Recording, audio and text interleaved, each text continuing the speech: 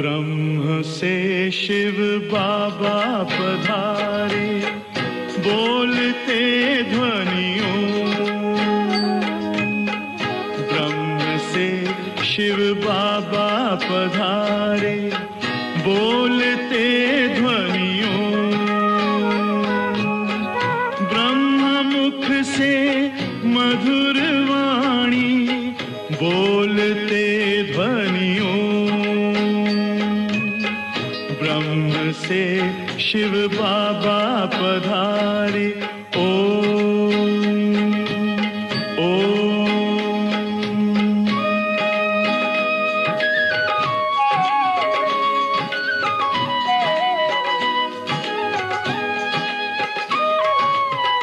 ओम की इस मधुर ध्वनि से किया परिवर्तन।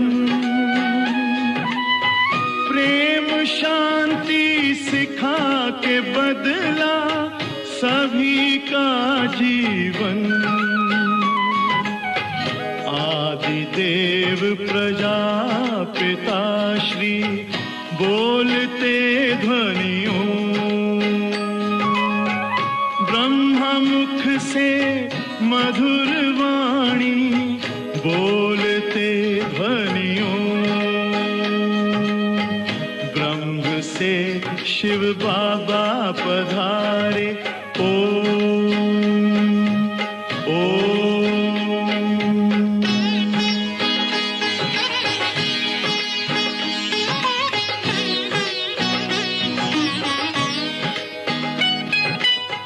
सोहनी सूरत मोहनी मूरत, ज्ञान के मोती। भव्य मुख पर चंद्रमासी, चमकती ज्योति। दिव्य दर्शन दिव्य वाणी, बोलते ध्वनियों। ब्रह्मा मुख से मधुर वाणी, बोलते ध्वनियों। ब्रह्म से शिव बाबा पधारे, ओम ओम।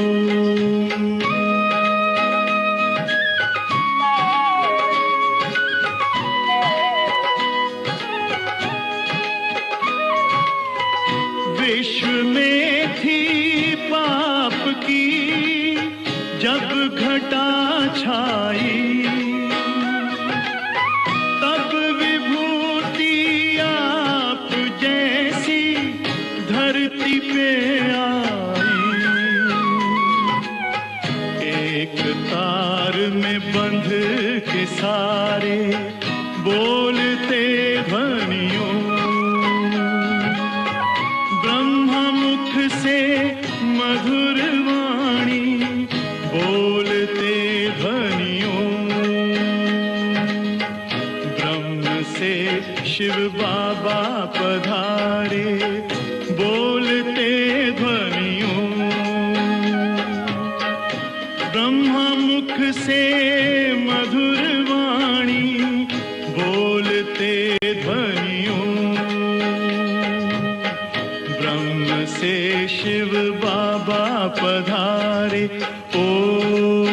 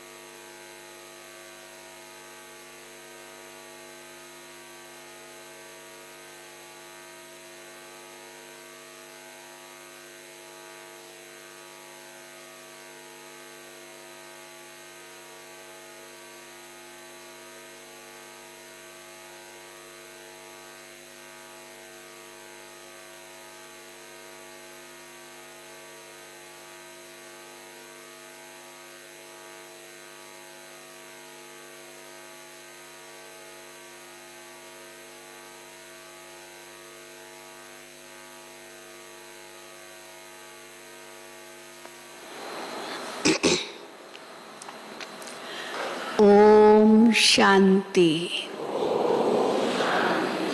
सतगुरुवार की गुड मॉर्निंग। सतगुरु बाबा पूछते हैं, तुम सभी कौन हो और कहाँ खड़े हो? वैसे तो बाबा पूछते कहाँ बैठे हो, और आज बाबा ने पूछा कहाँ खड़े हो। दोनों में अंतर है, खड़ा होना और बैठना। बैठते हैं तो जैसे रिलैक्स होके बैठे हैं, और खड़े हैं माना हाँ, मिलिट्री वाले हमेशा खड़े होते हैं। तो तुम सभी शिव शक्ति सेना हो। पांडव सेना भी है, शिव शक्ति ज़्यादा है, इसीलिए बाबा शिव शक्ति कहते हैं। परंतु है तो शिव शक्ति पांडव सेना हो। और कहाँ खड़े हो? युद्ध के मैदान में खड़े हो। अब युद्ध के मैदान में खड़े होकर भगवान से गीता का ज्ञान सुन रहे हो। वहाँ भी दिखाते ना, एक तरफ कौरव सेना, दूसरी तरफ पांडव सेना, और दोनों के बीच में भगवान अर्जुन को ज्ञान दे रहा है। वो भी खड़े खड़े ही दिया, बैठ के थोड़ी दिया, खड़े खड़े। वो खड़े खड़े सुन रहा है, भगवान खड़े खड़े बोल रहा है। तो खड़े रहना माना अलर्ट, अटेंशन। टेंशन नहीं, अटेंशन। तो माया से तुम्हारी युद्ध है, तो कितना अटेंशन होना चाहिए। माया कहाँ से भी वार कर सकती है। तो भगवान हमको अस्त्र शस्त्र देते हैं। वैसे तो कहते हैं ज्ञान की तलवार, योग का कवच, ड्रामा की ढाल, ये 3 शस्त्र होते थे, अस्त्र शस्त्र। पहले ज़माने में युद्ध के मैदान में जब जाते थे योद्धे, तो बाबा ने भी हमें ज्ञान की तलवार दी है। जहाँ भी देखो माया वार कर रही है, ज्ञान की तलवार से उसको काटो, खत्म करो। जहाँ देखो माया तीर चला रही है, तो कवच पड़ा है। कवच हमारे लिए सुरक्षा है, तो वो हमारा योग है। और फिर अगर चलो कोई भूल हो गई, तो फिर ड्रामा की ढाल है, अपनी रक्षा है। तो तलवार है लड़ने लिए, और कवच और ढाल है बचाव के लिए। तो इसीलिए बाबा कहते हैं सदा अलर्ट रहो। गुलजार दादी भी यही कहती थी ना, कि टेंशन में मत आओ, बस उसके पहले ए लगा दो, अटेंशन। तो अटेंशन में कौन होंगे? जो मिलिट्री वाले होते हैं ना, बार बार उनको कहते हैं सावधान, अटेंशन। तो आज भी बाबा ने हमें युद्ध के मैदान में खड़ा किया है, तो कितने सतर्क होने चाहिए हम सब। तो वो भी बाबा ने बताया, तो सुनेंगे बाबा के महावाक्य। आज 2/6/2022 है।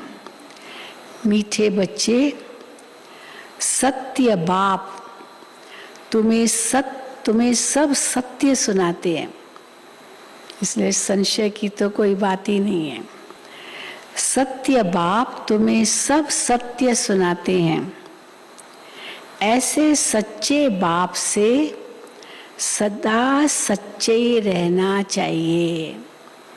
बाप सच्चे है, सत्य है, सच सुनाते हैं, तो ऐसे बाप के साथ सदा सच रहना चाहिए। अंदर में कोई भी झूठ कपट नहीं रखनी है। प्रश्न है, संगम पर तुम बच्चे किस कॉन्ट्रास्ट को अच्छी तरह से जानते हो? बाबा क्या सुनाते हैं, सत्य ज्ञान देते हैं, और दुनिया में क्या सुनाते हैं। लेकिन वहाँ कैसे, हाँ जो किसी ने कहा सतवचन महाराज, सतवचन महाराज कहते हैं। और जो भगवान सुनाते हैं सत्य, उसमें कई बार डाउट पैदा करते हैं, कितना उल्टा हो गया। तो दुनिया में तो क्या सुनाते हैं और भगवान क्या सुनाते हैं, वो कॉन्ट्रास्ट को भी समझना है। ब्राह्मण संगम पर तुम बच्चे किस कॉन्ट्रास्ट को अच्छी तरह से जानते हो? उत्तर है, ब्राह्मण क्या करते हैं और शूद्र क्या करते हैं। अंतर है ना कि एक जैसा ही है, नहीं, बहुत अंतर है ब्राह्मण के कार्य और शूद्रों के कार्य में।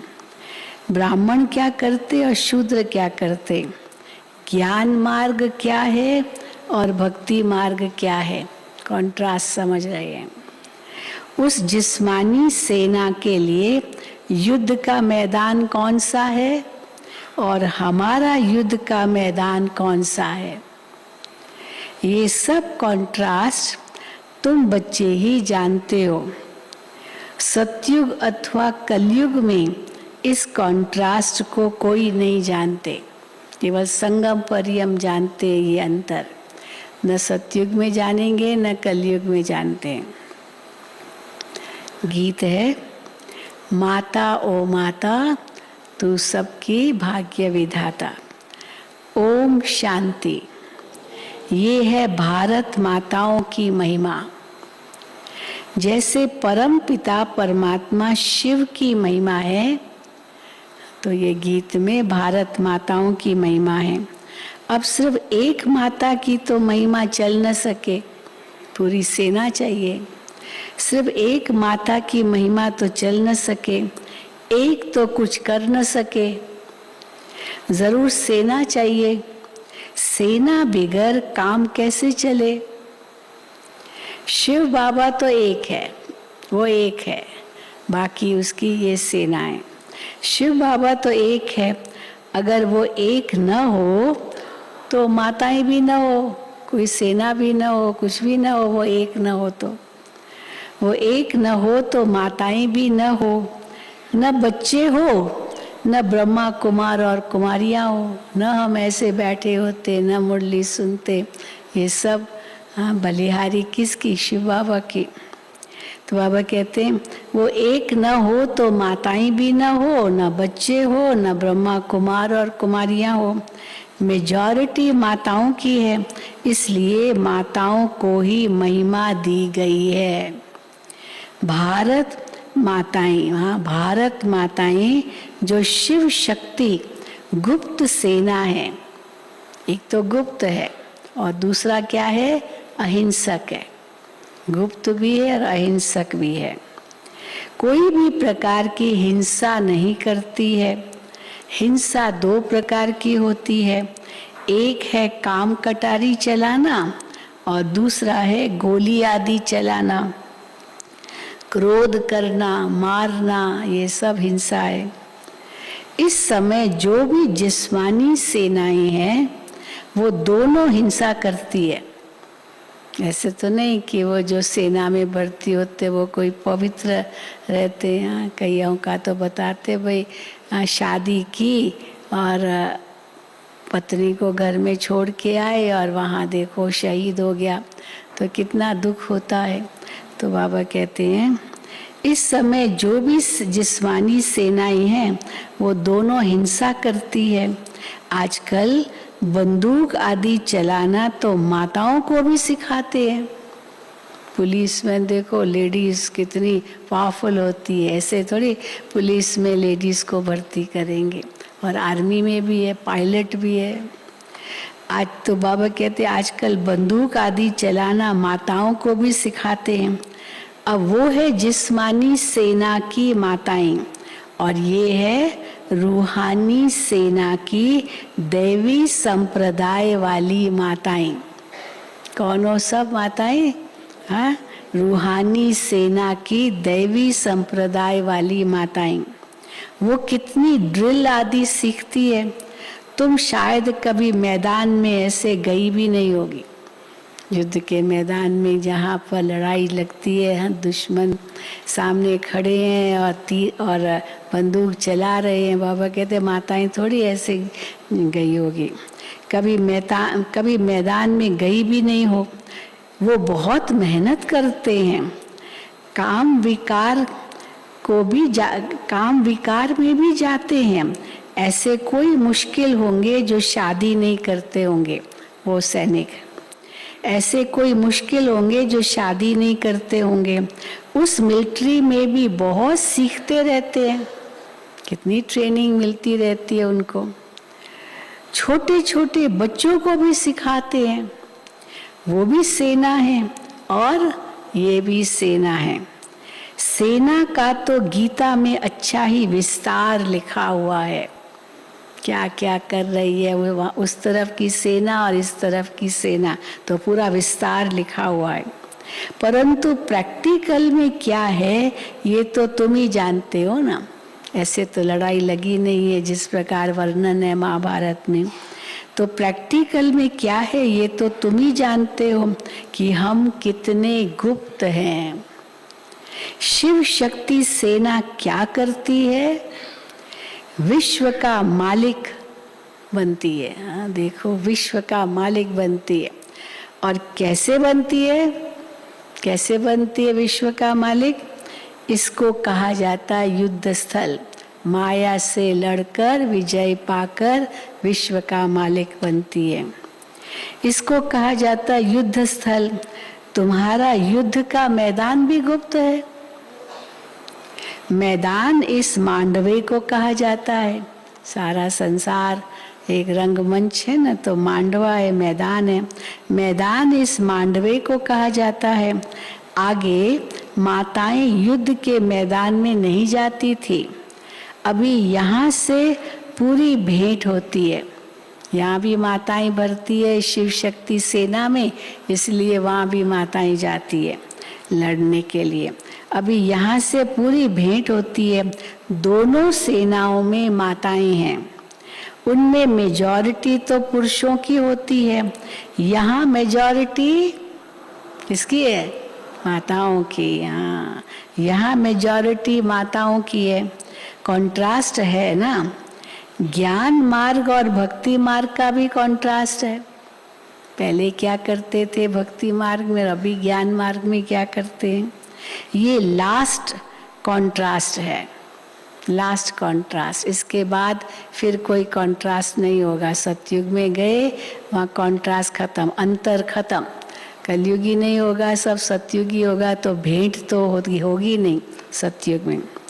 ये लास्ट कॉन्ट्रास्ट है।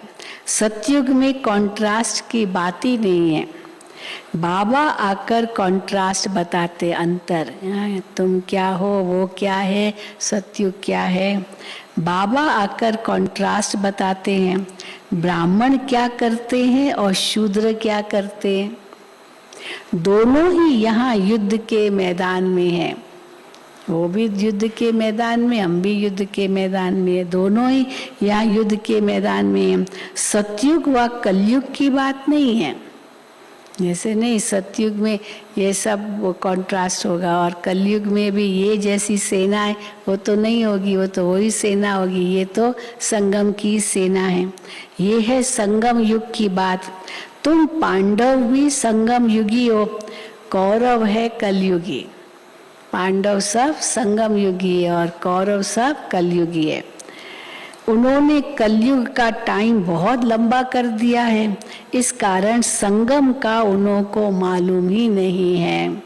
धीरे धीरे ये ज्ञान भी तुम्हारे द्वारा समझेंगे। तो एक माता की महिमा नहीं है।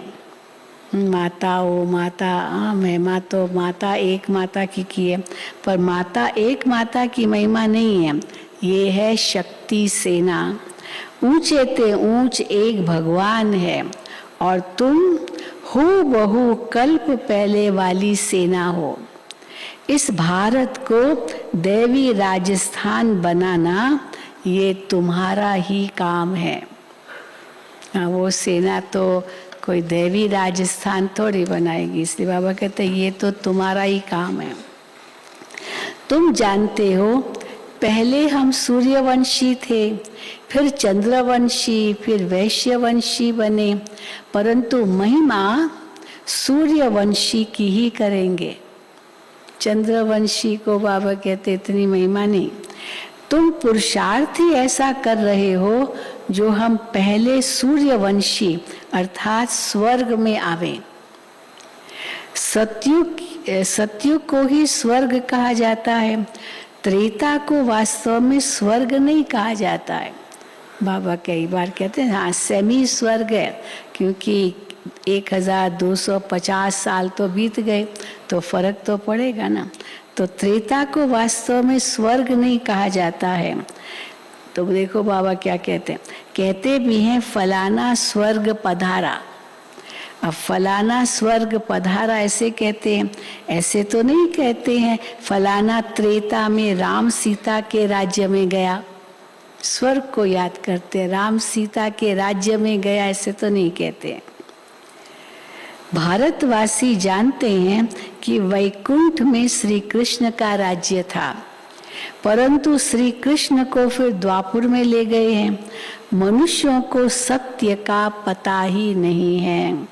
सत्य बताने वाला सतगुरु कोई उनको मिला ही नहीं है, मिला ही नहीं। भक्ति मार्ग में तो बेचारों को क्या पता सत्य क्या है। सत्य बताने वाला सतगुरु कोई उनको मिला ही नहीं है। तुमको मिला है, चढ़ता है नशा, हमको मिला है सत्य बताने वाला सतगुरु। ये सब सत्य बताते हैं। हाँ बाबा सब सत्य बताते हैं और सत्य बता करके सच्चा बनाते हैं। खाली बताते नहीं है, बनाते भी हैं। बच्चों को कहते हैं बच्चे तुम कभी भी झूठ कपट नहीं करना,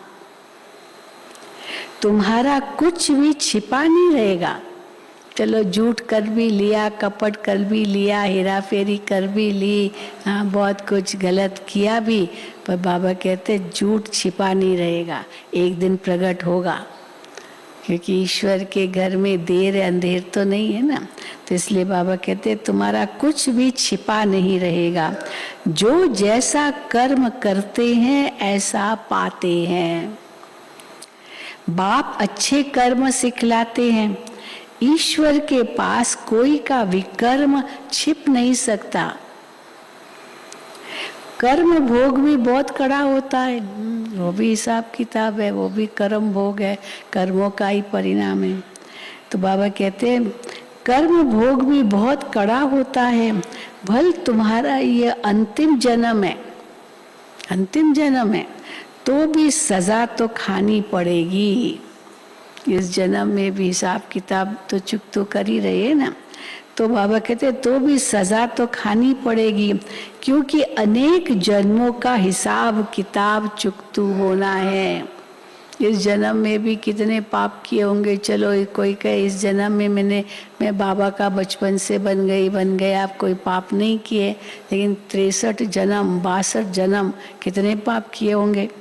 तो बाबा कहते हैं क्योंकि अनेक जन्मों का हिसाब किताब चुकतू होना है। बाबा ने समझाया है काशी करवट जब खाते हैं तब काशी करवट खाते हैं तो जब तक प्राण निकले तब तक भोगनी पड़ती है। अब गला काट लेते हैं फिर फटकते रहते हैं मानो कुछ भी, तो बाबा कहते हैं तब तक भोगनी पड़ती है, बहुत कष्ट सहन करना पड़ता है। तो एक तो कर्म भोग बीमारी आदि और फिर दूसरा और आदि का दूसरा फिर विकर्मों की सजा, वो धर्मराज की सजा। उस समय कुछ बोल नहीं सकेंगे। जब धर्मराज की सजा खाएंगे बाबा कहते उस समय कुछ बोल नहीं सकेंगे, चिल्लाते ही रहेंगे, त्राही त्राही करेंगे। पाप आत्माओं को यहाँ भी सजा तो वहां भी सजा मिलती है। सतयुग में तो पाप होता ही नहीं, न कोर्ट होती है, न कोई मैजिस्ट्रेट होते हैं, न गर्भ जेल की भी सजा होती है, कोई सजा नहीं। वहां तो गर्भ महल होता है। हाँ कैसे क्या अनुभव है गर्भ महल का, बाबा श्री कृष्ण का मिसाल देते हैं, दिखाते भी हैं। पीपल के पत्ते पर श्री कृष्ण अंगूठा चूसता हुआ आया, वो भी पैर का अंगूठा, देखो तो कितना मस्ती से बैठा है पीपल के पत्ते पर। तो कृष्ण अंगूठा चूसता हुआ आया, ये गर्भ महल की बात है। सतयुग में बच्चे बड़े आराम से पैदा होते हैं, आदि मध्य अंत सुख ही सुख है।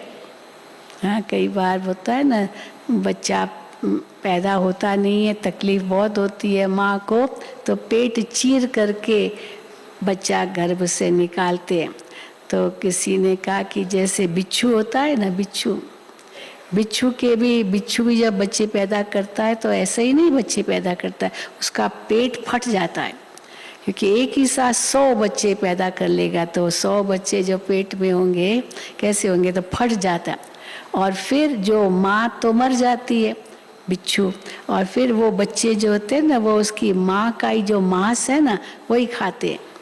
तो देखो ये हम पढ़ते थे। तो बाबा कहते हैं तो जैसे सिजेरियन केस होते हैं तो नॉर्मल ना तो नहीं होता, तो इसीलिए बाबा कहते हैं कलयुग में तो ऐसे है। तो बाबा कहते हैं इस दुनिया में सतयुग में बच्चे बड़े आराम से पैदा होते हैं, आदि मध्य अंत सुख ही सुख है। इस दुनिया में आदि मध्य अंत दुख ही दुख है। अभी तुम सुख की दुनिया में जाने लिए पढ़ रहे हो। ये गुप्त सेना वृद्धि को पाती रहेगी। जितना जो बहुतों को रास्ता बताएंगे वो उतना ऊंच पद पाएंगे। मेहनत करनी है याद की, बेहद का वर्षा जो मिला था वो अब गंवाया है, अब फिर से पा रहे हैं। लौकिक बाप पारलौकिक बाप दोनों को याद करते हैं। अब सतयुग में तो एक लौकिक को याद करते हैं, पारलौकिक को याद करने की वहाँ जरूरत ही नहीं है, वहाँ तो सुख ही सुख है। अब ये ज्ञान भी भारतवासियों के लिए है और धर्म वालों के लिए नहीं है। हाँ, लेकिन फिर बाबा कहते हैं परंतु जो और धर्मों में कन्वर्ट हो गए हैं वो तो निकल आएंगे। वो यही कहते हैं हम तो आदि भारतवासी है, लेकिन उस धर्म में चले गए, उस देश में चले गए।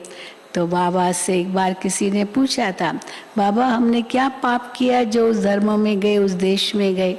तो बाबा ने कहा नहीं तो कोई पाप किया इसलिए नहीं गए वहाँ, लेकिन आपका ड्रामा में ये पार्ट था। अगर वहाँ अगर जन्म न लेते, उस धर्म में न जाते, तो उन आत्माओं की सेवा कौन करता? इसलिए उन आत्माओं की सेवा के लिए आपको वहाँ पार्ट मिला है, इसलिए कोई पाप किया ऐसे नहीं। एक बहन ने फिर पूछा, बाबा से पूछा, फिर बाबा से पूछती है विदेशी, बाबा तो क्या ये एक ही जन्म वहाँ हुई क्या और जन्म भी हमने वहाँ जन्म लिए? तो बाबा ने कहा नहीं ये एक ही जन्म इस एक ही जन्म में तुम वहाँ गई हो, बाकी तो भारत में हो, क्योंकि भारत से बहुत प्यार है। तो बाबा कहते हैं ये ज्ञान भी भारतवासियों के लिए है और धर्म वालों के लिए नहीं है, परंतु जो और धर्मों में कन्वर्ट हो गए हैं वो निकल आएंगे, आकर योग सीखेंगे। योग पर समझाने लिए तुमको निमंत्रण मिलता है तो तैयारी करनी चाहिए। अभी आ रहा है 21 जून को योग दिवस। दिल्ली वाले तो लाल किले पर अभी भी है, अभी भी लाल किले पर है। हाँ 21 जून को, वेरी गुड। तो कोई ना कोई बड़ा प्रोग्राम करेंगे ना, 21 को या 22? 21 को जी, अच्छा 21 तारीख को। तो बाबा कहते हैं योग पर समझाने के लिए तुमको निमंत्रण मिलता है तो तैयारी करनी चाहिए। समझाना है क्या तुम भारत का प्राचीन योग भूल गए हो? उस समय कोई विशेष योग के ऊपर कॉन्फ्रेंस होगी तो उसमें ब्रह्मा कुमारियों को निमंत्रण मिला होगा। तो फिर बाबा से पूछा होगा बाबा हमको निमंत्रण मिला है, तो बाबा फिर मुरली में सुनाते हैं, वहाँ क्या सुनाओ? समझाना है कि क्या तुम भारत का प्राचीन योग भूल गए हो? भगवान कहते हैं मन मना भव। परम पिता परमात्मा कहते हैं निराकारी बच्चों को कि मुझे याद करो तो तुम मेरे पास चले आएंगे। ये गीता के शब्द है। तो मुझे याद करो तो मेरे पास चले आएंगे। तुम आत्मा इन ऑर्गन्स से सुनती हो, मैं आत्मा, शिव बाबा कहते हैं, मैं आत्मा इन ऑर्गन्स के आधार से सुनाता हूँ। मैं सबका बाप हूँ, मेरी महिमा सब गाते हैं। सर्वशक्तिवान, ज्ञान का सागर, सुख का सागर, आदि आदि। ये भी टॉपिक अच्छी है। शिव परमात्मा की महिमा और श्री कृष्ण की महिमा बताओ। अब जज करो गीता का भगवान कौन। बहुत कर रहे हैं आज का, अभी तो इस पर बहुत बड़ी कॉन्फ्रेंस भी करेंगे और साथ साथ ऐसे भी दिया है लिखने के लिए। अब जज करो कि गीता का भगवान कौन। ये जबरदस्त टॉपिक है, इस पर तुम्हें समझाना है। बोलो, हम जास्ती समय नहीं लेंगे, 1 मिनट 2 तो भी ठीक है। बता देंगे कौन है गीता का भगवान, 1 मिनट दे तो भी ठीक है। भगवानुवाच माम एकम मन मना भव। माम एकम याद करो तो स्वर्ग का वर्षा मिलेगा। अब ये किसने कहा, कौन से भगवान ने कहा माम एकम याद करो, मुझे याद करो तो स्वर्ग का वर्षा मिलेगा। निराकार परम पिता परमात्मा ने ब्रह्मा तन द्वारा ब्राह्मण बच्चों को कहा। इनको ही पांडव सेना भी कहते हैं। रूहानी यात्रा पर ले जाने के लिए तुम पंडे हो। पांडव का मतलब है पंडा, तो पंडे से पांडव शब्द आया है। तो बाबा कहते हैं रूहानी यात्रा पर ले जाने के लिए तुम पंडे हो। तो बाबा निबंध देते हैं, उनको फिर कैसे रिफाइन कर समझाएं। सो बच्चों को ख्याल करना है, बाप को याद करने से ही मुक्ति, जीवन मुक्ति का वर्षा मिलेगा। हम ब्रह्मा कुमार और कुमारियां हैं, वास्तव में तुम भी हो। ये उनको बोलो कि हम ब्रह्मा कुमार कुमारी है, पर तुम भी ब्रह्मा कुमार ब्रह्मा कुमारी हो, परंतु तुमने बाप को पहचाना नहीं है। और तुमने बाप को पहचाना नहीं है। तुम बच्चे अभी परम पिता परमात्मा द्वारा देवता बन रहे हो। भारत में ही लक्ष्मी नारायण का राज्य था। अब ये छोटे छोटे बच्चे बुलंद आवाज से बड़ी बड़ी सभा में समझाए तो कितना प्रभाव पड़ेगा। छोटे छोटे बच्चे समझाए बड़ी सभा में तो कितना प्रभाव पड़ेगा। समझेंगे, ज्ञान तो इनमें है। छोटे बच्चे, लेकिन कितना ज्ञान है इनमें। भगवान का रास्ता ये बताते हैं। हमारे पास एक छोटी बच्ची आई है, तो वो कल आई थी, उसको बोला आज नहीं, तो आज गुरुवार है, फिर कल करेगी। बिल्कुल मम्मा की ड्रेस पहन के आएगी, देखना कल। और मम्मा की ड्रेस पहन के ऐसे बैठती है योग में, जो बात मत पूछो।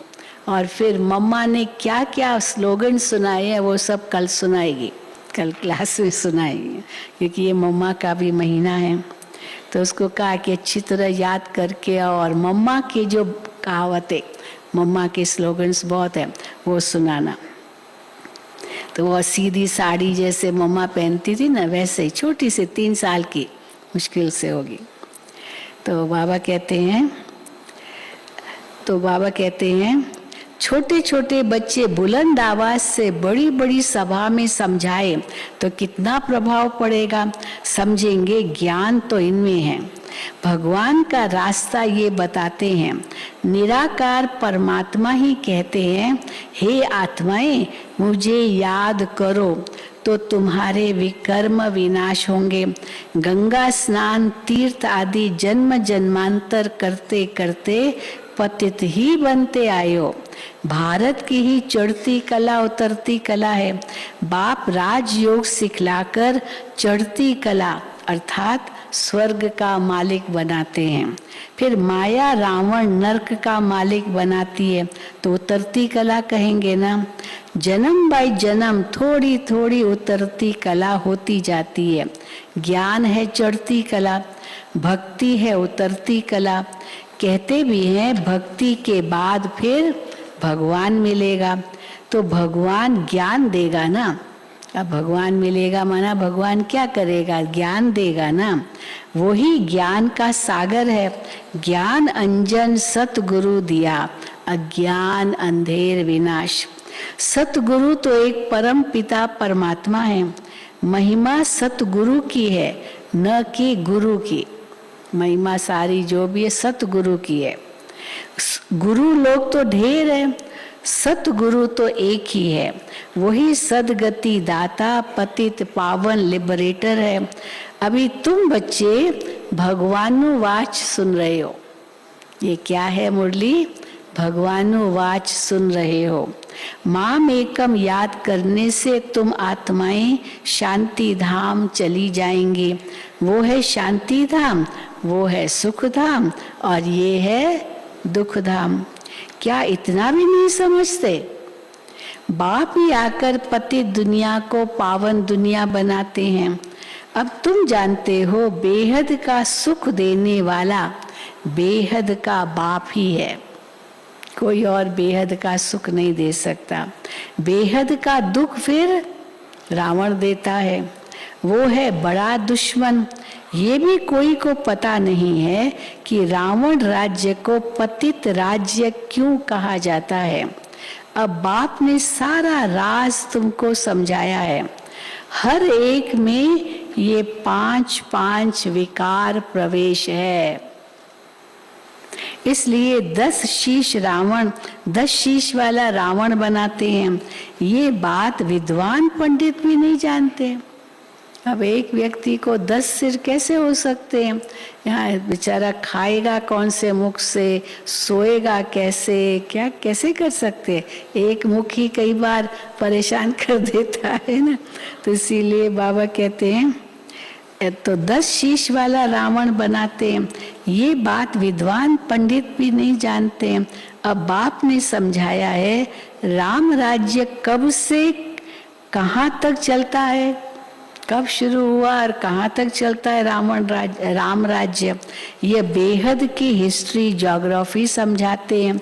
रावण है बेहद का दुश्मन, और खास किसका दुश्मन है? भारत का। रावण है बेहद का दुश्मन भारत का। उसने कितनी दुर्गति की है। भारत ही हेवन था जो भूल गए। अभी तुम बच्चों को बाप की श्रीमत मिलती है। बच्चे, सबसे बड़ी श्रीमत कौन सी है? बच्चे, बाप को याद करो। ये आदि मंत्र भी है तो अंतिम मंत्र भी है। बाप को याद करो। अलफ और बे, परम पिता परमात्मा स्वर्ग की स्थापना करते हैं। रावण फिर नरक स्थापन करते हैं। तुमको तो स्वर्ग स्थापन करने वाले बाप को याद करना है। नरक स्थापन करने वाले रावण को थोड़ी याद करना है। स्वर्ग स्थापन करने वाले बाप को याद करना है। भल ग्रस्त व्यवहार में रहो, शादी आदि पर जाओ। हाँ, मना नहीं करते बाबा। शादी आदि पर जाओ, जब फुर्सत मिले तो बाप को याद करो। शरीर निर्वाह अर्थ कर्म करते हुए जिसके साथ तुम्हारी सगाई हुई है उसे याद करना है। बाबा कहते सगाई जिससे हुई है उसको याद कर, दलाल को याद नहीं करना। वो तो मिडिल मैन, इंग्लिश में उसको कहते हैं मिडिल मैन। वो बीच का है, वो दोनों दो को मिलाता है। तो फिर याद तो वो दो एक दो को करेंगे ना, बीच वाले को थोड़ी करेंगे। तो बाबा कहते हैं शरीर निर्वाह कर्म करते हुए जिसके साथ तुम्हारी सगाई हुई है उसे याद करना है। जब तक उनके घर जाएं, अब जिससे सगाई हुई है जब तक उनके घर जाएं तब तक क्या करना है? तब तक भल तुम सब कर्तव्य करते रहो। जो कुछ तुम्हारा है, लौकिक कारोबार जो कुछ है सब करते रहो, लेकिन बुद्धि से बाप को भूलो नहीं। करो सब कुछ, बाबा मना नहीं करते। हथ कार दे दिल यार दे पर, तो इसलिए बाबा कहते हैं लेकिन बुद्धि से बाप को भूलो नहीं। अच्छा अच्छा मीठे मीठे सिकी लदे बच्चों प्रति माता पिता बाप दादा का याद प्यार और गुड मॉर्निंग। रूहानी बाप की रूहानी बच्चों को नमस्ते। हम रूहानी बच्चों की रूहानी बाप दादा को याद प्यार गुड मॉर्निंग और नमस्ते। धारणा के लिए मुख्य सार। पहला, सजाओं से छूटने के लिए क्या करना होगा? सजाओं से छूटने के लिए अपने सब हिसाब किताब चुकतू करने हैं। सच्चे बाप से कुछ भी छिपाना नहीं है।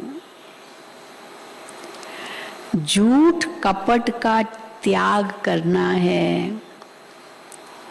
याद की यात्रा पर रहना है।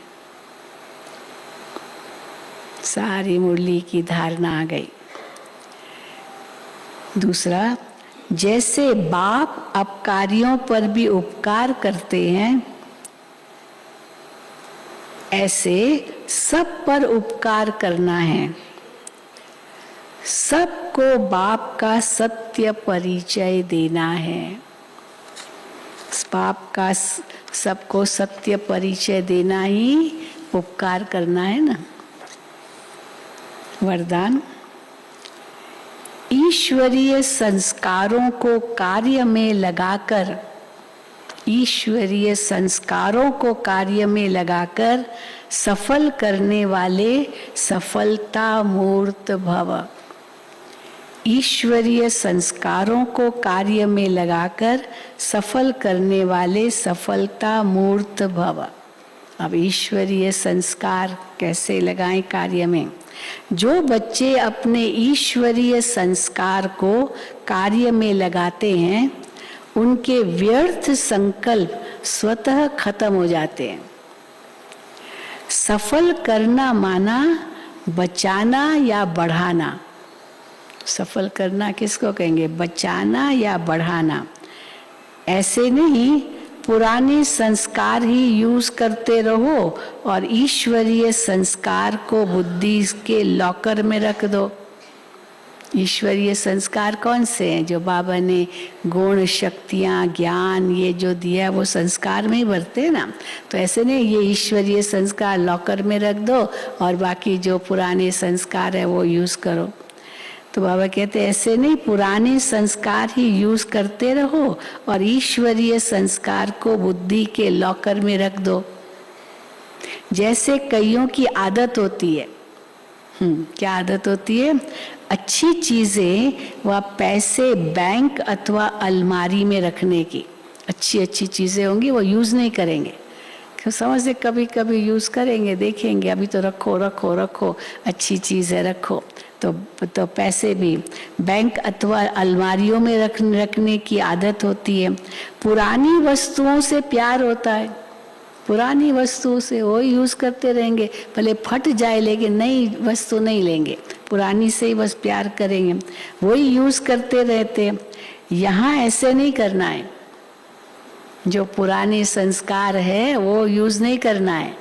नए संस्कार, हाँ, जो बाबा हमें ज्ञान देते हैं, गुण देते हैं, शक्तियाँ देते हैं, वो संस्कार यूज करने हैं, वही यूज करते रहते वहाँ पुराने।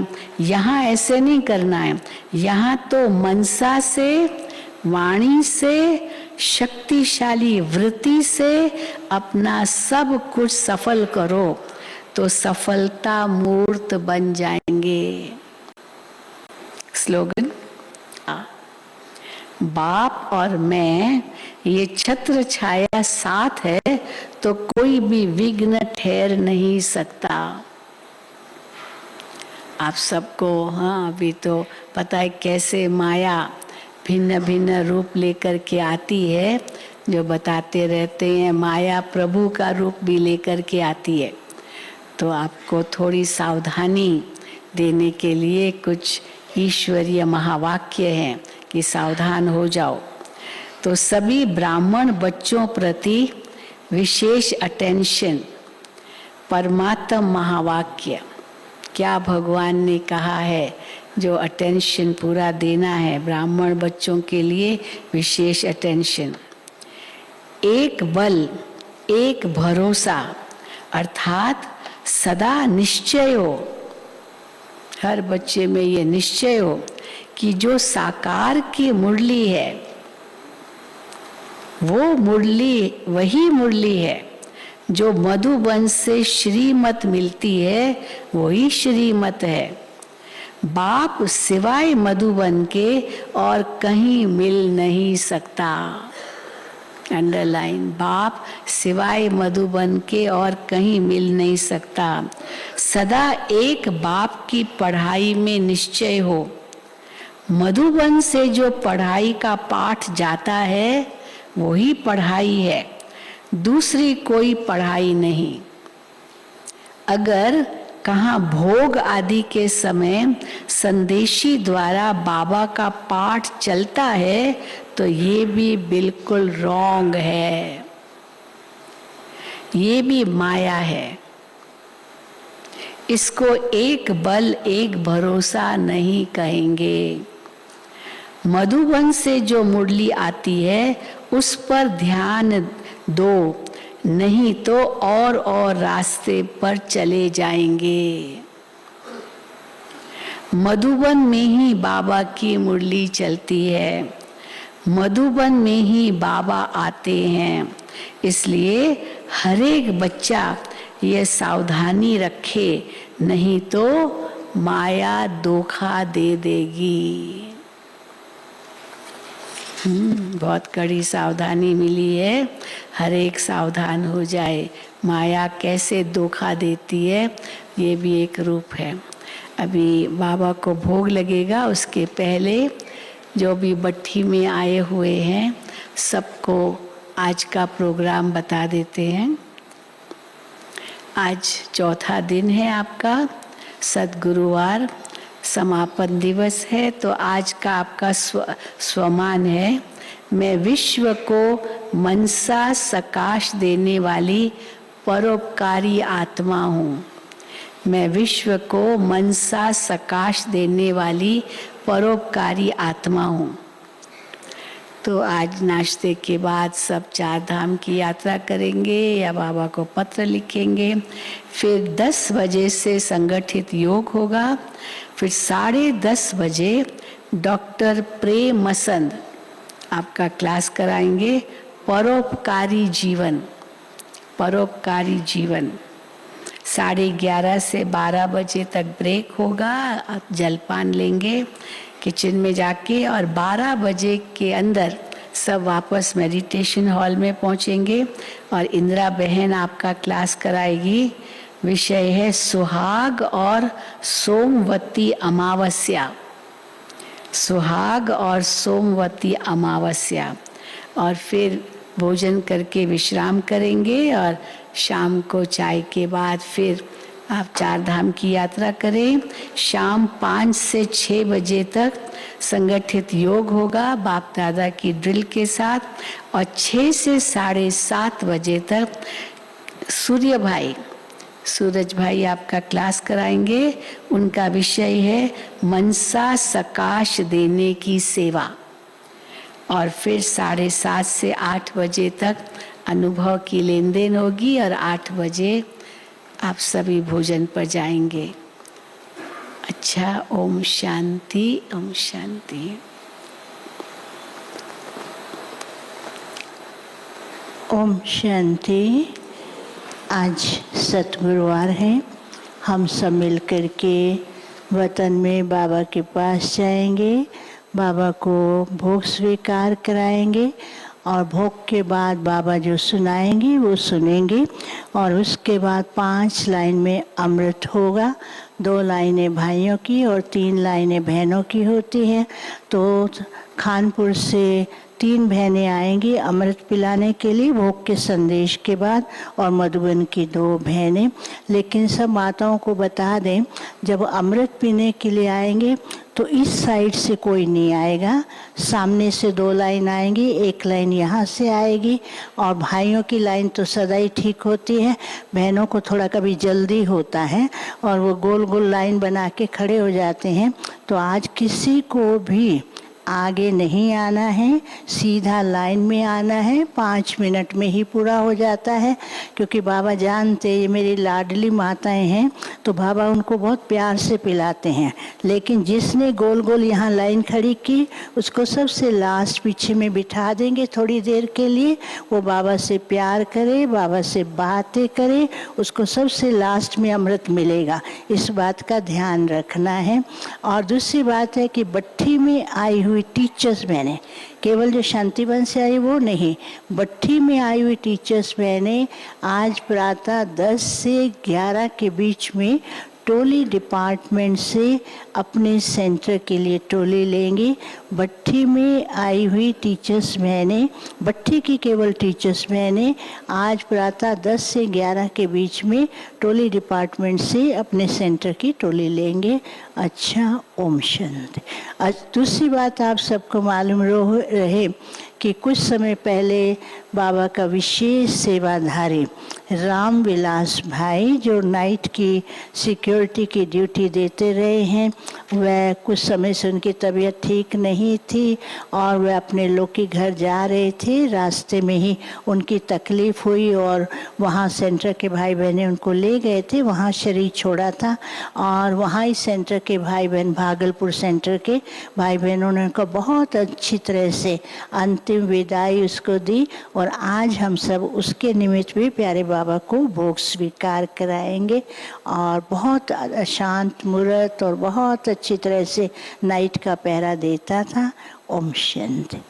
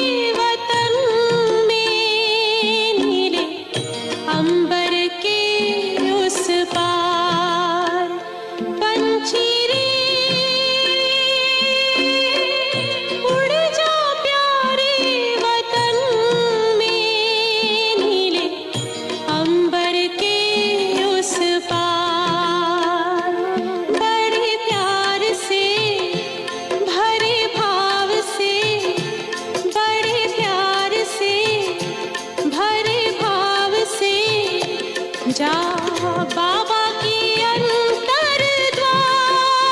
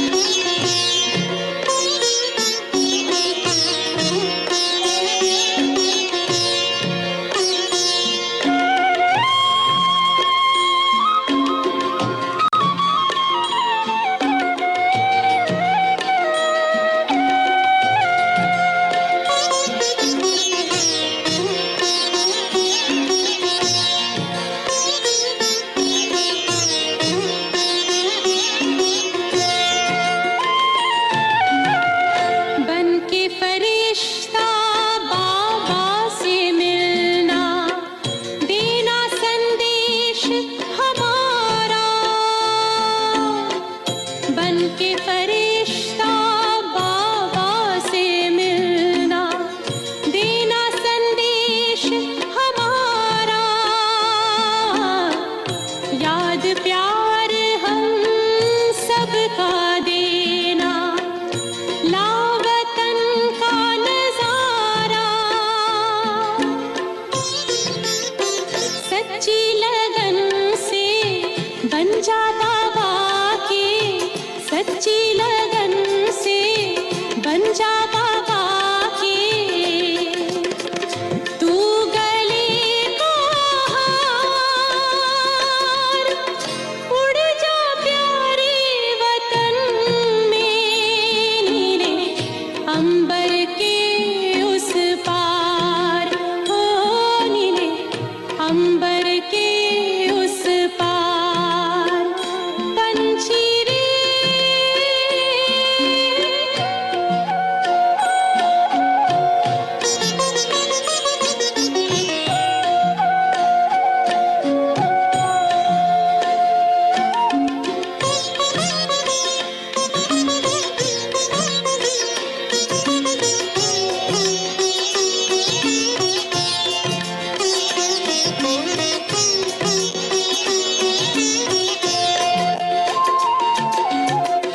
ओ बाबा तुम मात पिता हो, तुम ही हो जग के तारनहार। ओ बाबा तुम मात पिता हो, तुम ही हो जग के तारनहार। दुख हरता तुम सुख करता हो, गुणों के भंडार। हम सब बच्चे गाते हैं तेरी, हम सब बच्चे गाते हैं तेरी महिमा अपरंपार। उड़ जा प्यारे वतन में, नीले अंबर के उस पार, नीले अंबर के उस पार। पंछी रे उड़ जा प्यारे वतन में, नीले अंबर के उस पार, नीले अंबर के उस पार, हो नीले अंबर के उस पार, नीले।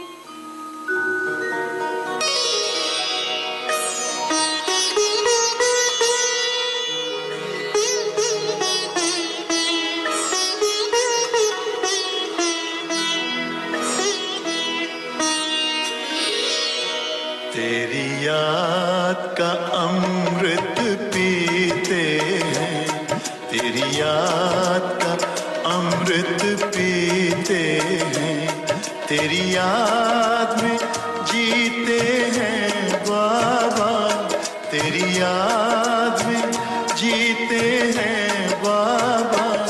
तेरी याद का अमृत पीते हैं, तेरी याद का अमृत पीते हैं।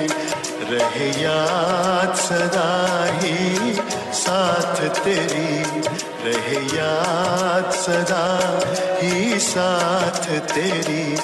बस और न हम कुछ चाहेंगे, बस और न हम कुछ चाहेंगे। तेरी याद का अमृत पीते हैं, तेरी याद का अमृत पीते हैं।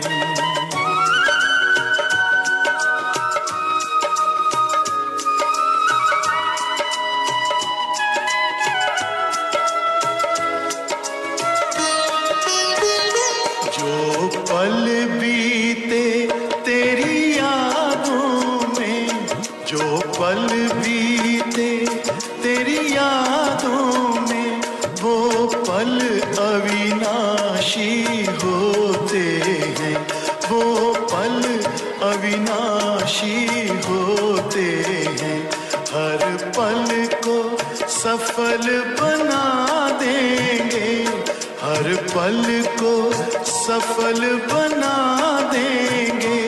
तेरी याद कभी ना छोड़ेंगे, तेरी याद कभी ना छोड़ेंगे। तेरी याद का अमृत पीते हैं, तेरी याद का अमृत पीते हैं।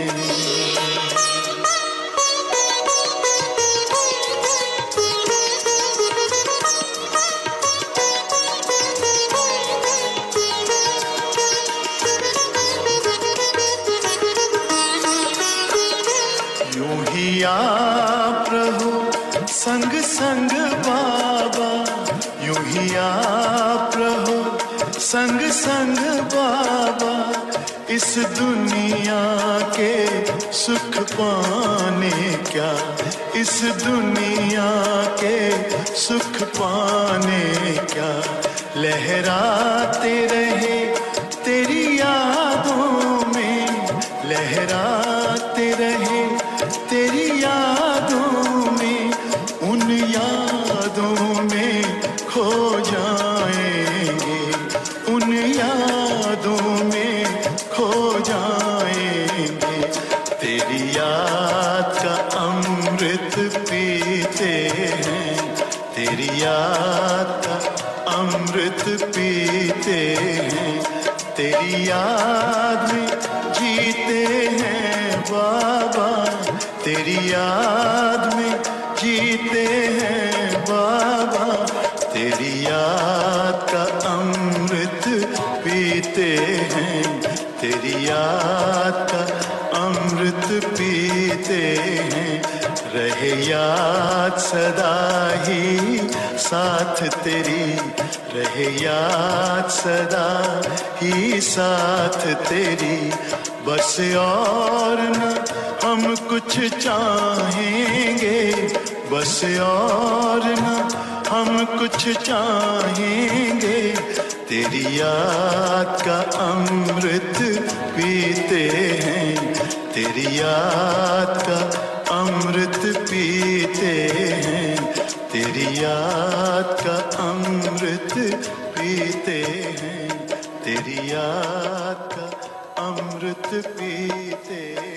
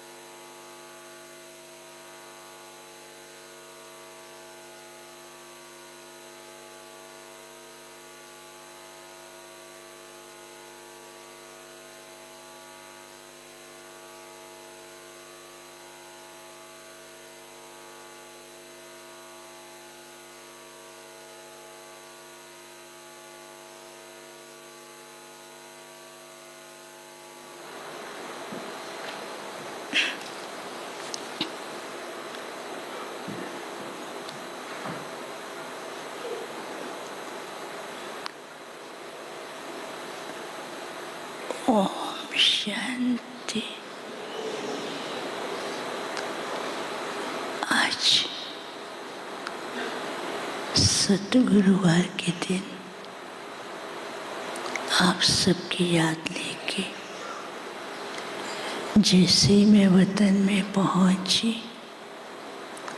बाबा तो पहले से ही वतन में खड़े हुए इंतज़ार कर रहे थे और बाबा के साथ बहुत से भाई बहनें साथ में थे और बाबा ऐसे ही दोनों बाहों में बच्चों को समाये हुए प्यार के झूले में झुलाते हुए वरदानी दृष्टि से उनको बहुत अच्छे अच्छे अनुभव करा रहे थे।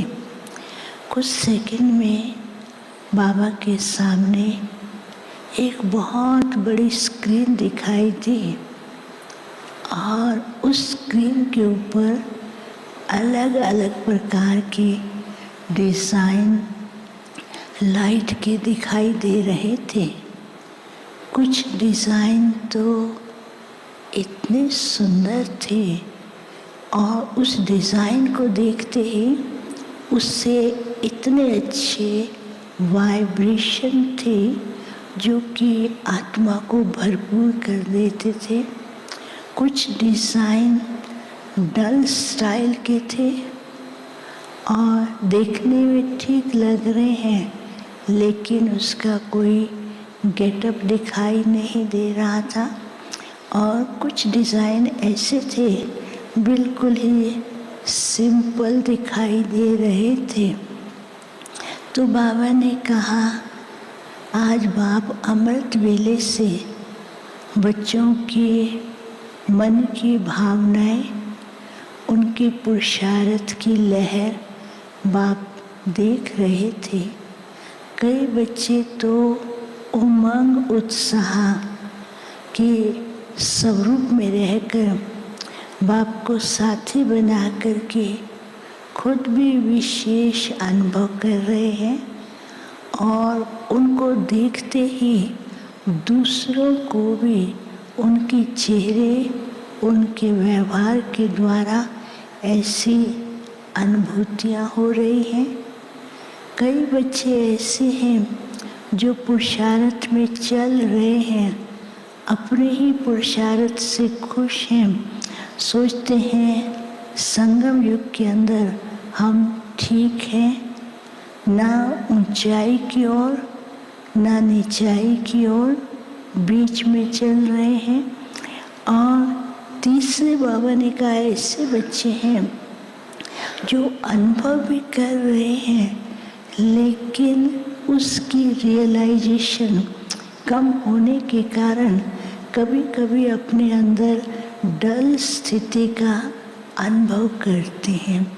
तो फिर बाबा ऐसे सबको दृष्टि दे रहे थे, तो बाबा के सामने दूसरी साइड में एक ट्रांसपेरेंट पर्दा सा दिखाई दिया और उस पर्दे के पीछे अलग अलग सुंदर सुंदर थालियों में बहुत सुंदर डायमंड चमकते हुए दिखाई दे रहे थे।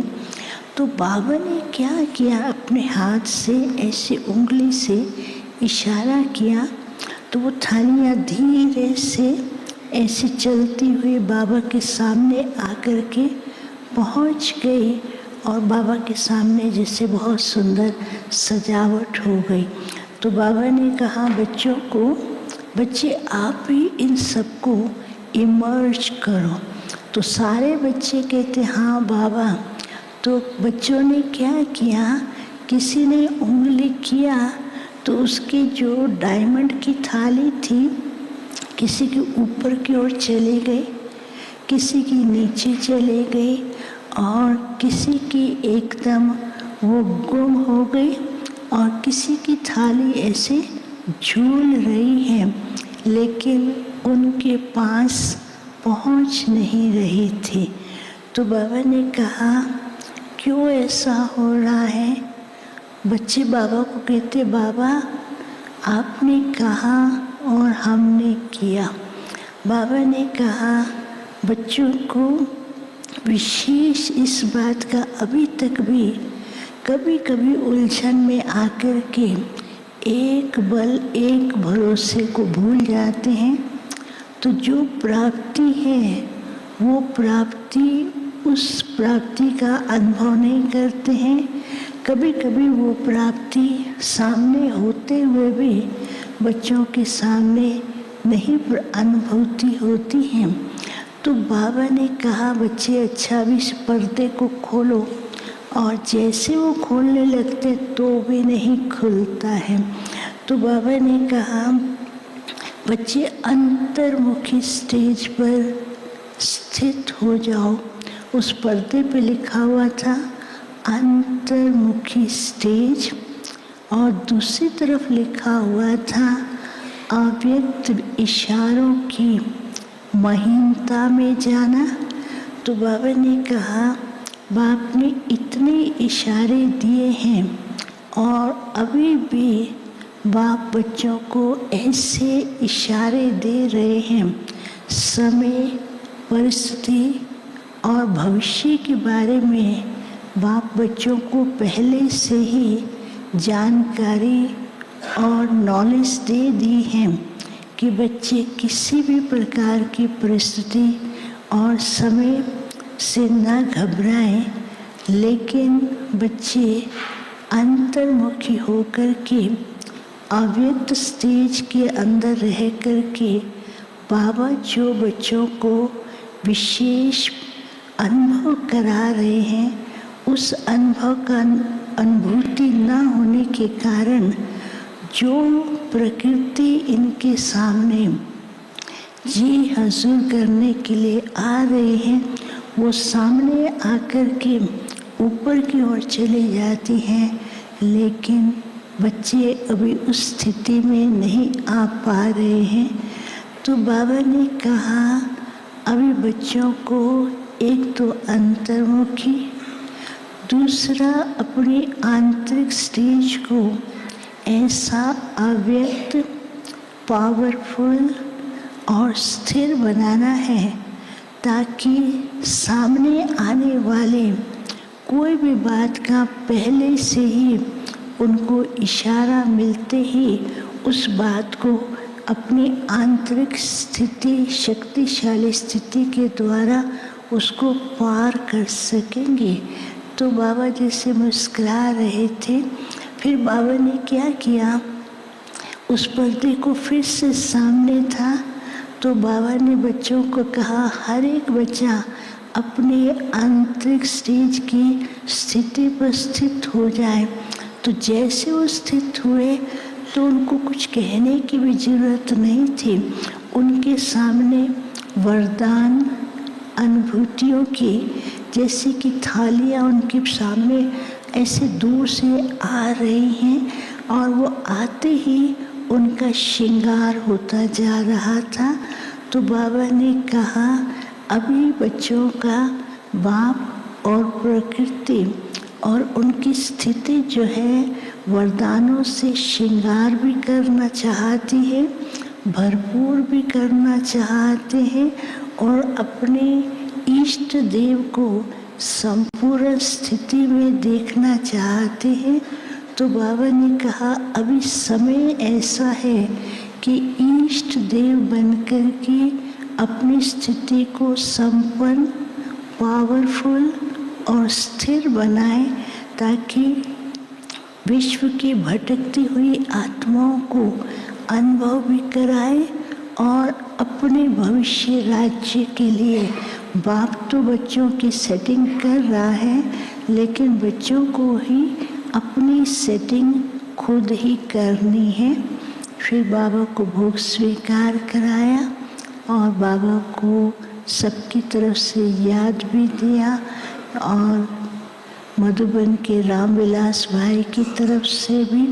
तो बाबा ने खास बच्चे के लिए कहा बच्चा तो शांत स्वभाव का, रात के समय जागती ज्योत बन कर के ऐसा ही घूमता, सेवा करता, लेकिन साथ साथ ज्ञान रत्नों से भी अपने को भरपूर करता। और लास्ट में बच्चे को लगता था कि अभी और कुछ अनुभव करें, तो उस अनुभव के लिए पुरुषार्थ भी करता रहता था। तो रामविलास भाई ने सब मधुबन वालों को बहुत याद दिया का सबने मुझे प्यार और स्नेह दिया है, सबको याद दिया। ओम शांति।